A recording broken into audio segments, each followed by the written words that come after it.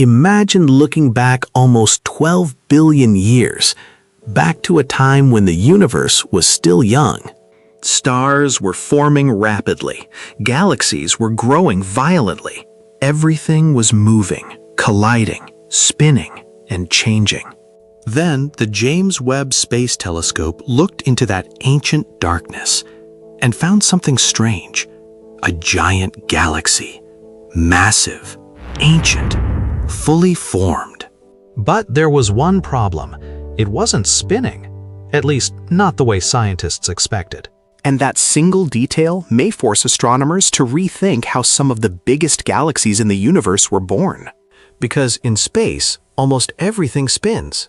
Planets spin, stars spin, solar systems spin, galaxies spin.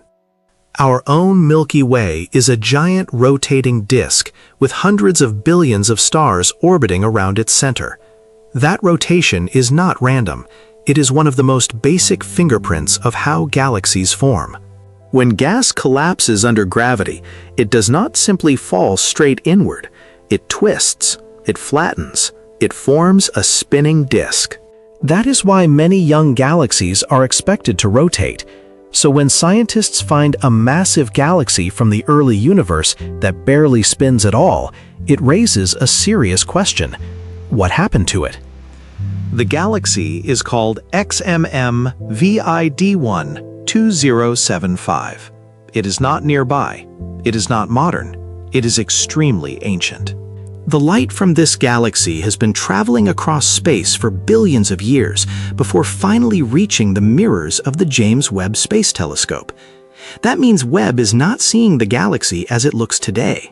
Webb is seeing it as it was when the universe was less than 2 billion years old, and that is what makes this discovery so fascinating. Because at that early time, astronomers expected massive galaxies to still be in the process of forming.